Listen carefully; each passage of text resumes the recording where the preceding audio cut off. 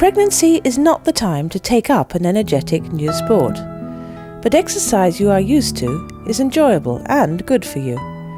You can walk, swim, and perhaps go to yoga classes as part of your daily routine. All involve many muscle groups and help to relax tension too.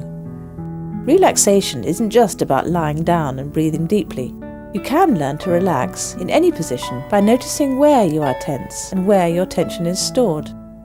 Just becoming aware of that tension and relaxing it can ease any pain. So there's a rather sort of fun exercise that we can do in pairs that shows you the difference between tense and relaxed muscles, and also how you have to relaxation comes from the mind. You have to think about letting tension go. That's it. Well done. Yeah. I'm going to feel this upper arm muscle and this lower arm muscle and hold that. And Nicole, I want you to completely relax that arm.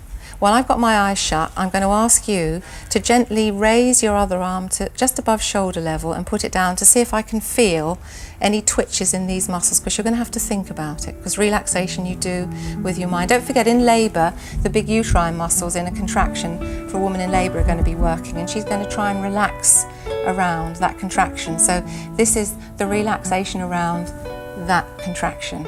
You see what I mean? Yeah. The person that's supporting the arm shuts their eyes. Okay, and now you operate your other arm and they're going to tell you if they can feel any twitches in the muscles.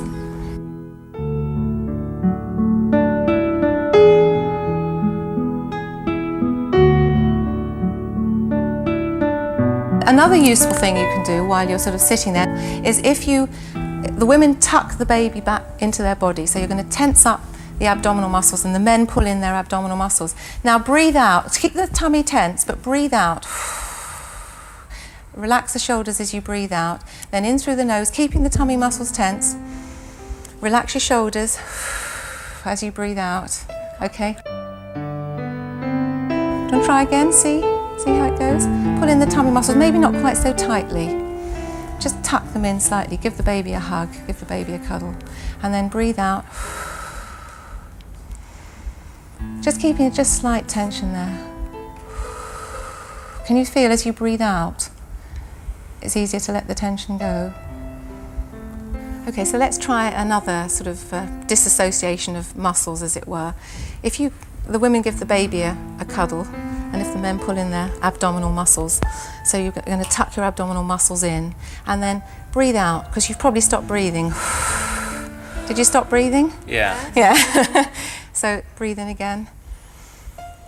And just follow your own natural rhythm of breathing, focusing on the out-breath, but just holding a bit of tension there to give you some idea of how you need to really begin to concentrate and release muscles around tense muscles.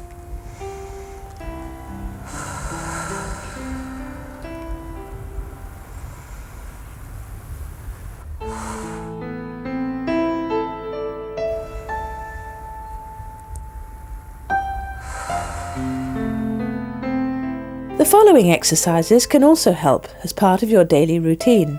They can help your body adapt to its changing shape and weight. They can also help to relieve some of the aches and pains, improve circulation, and will strengthen your abdominal and pelvic floor muscles ready for labour.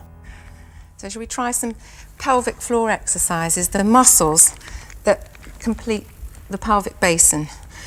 And the simple one to do is the pelvic floor muscle squeeze, just sort of squeezing them up as if you're trying to stop weeing. So you're going to squeeze up the muscles of the pelvic floor and count to 4 as you're doing it.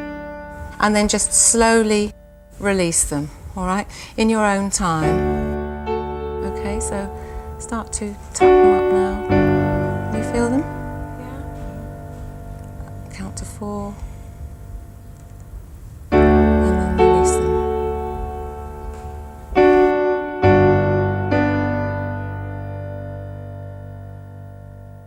Okay, so I just wondered if we could try a bit of pelvic tilting. And what I'm going to ask you to try is to tip it like that. Just gentle, gentle pelvic tilting. And we're going to just tip the pelvis forward. It's good for easing all the sort of the aches there, and it produces more mobility in the sort of the pelvic area, because women, when they're pregnant, have the hormones that soften the ligaments, specifically for the pelvic area, so that when the baby passes through the pelvis, the various joints and ligaments are softened, and they will give way and allow more space in the pelvic outlet there. So. The other thing that might be quite nice, it's called the angry cat, and it's sort of pelvic rocking. Okay, hunch your back up and then just flatten it. And as you flatten it, breathe out. And as you hunch your back up next time, pull in your abdominal muscles and breathe in.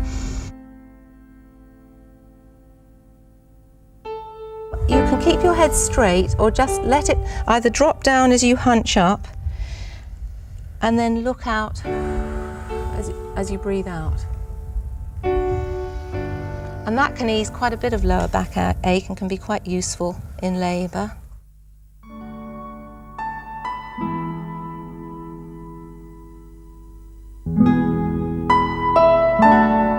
So you're ready to try some foot exercises. Very good, especially at the end of the day, if you've got any fluid retention or for varicose veins, it gets the drainage system working again and the body sort of flowing again.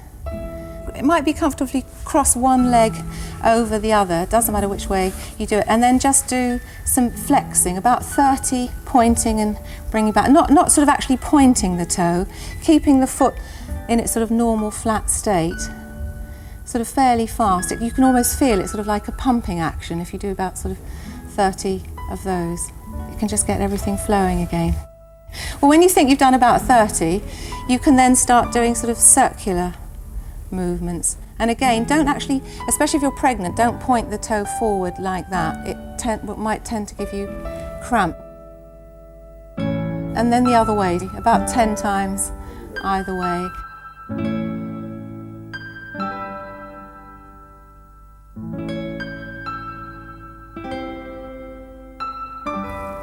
And another foot exercise that you might like to try is literally scrunching the carpet with your toes. Yeah. So it's really very, very useful to remember to do, especially when you're pregnant, and especially at the end of the day, if you've got the sort of job where you're sitting still for a long time and there's pressure, you know, sort of on different parts of your legs, it's really useful to get up, move around, and to do some sort of foot exercises as well as sort of body moving exercises. It'll make you feel much more comfortable.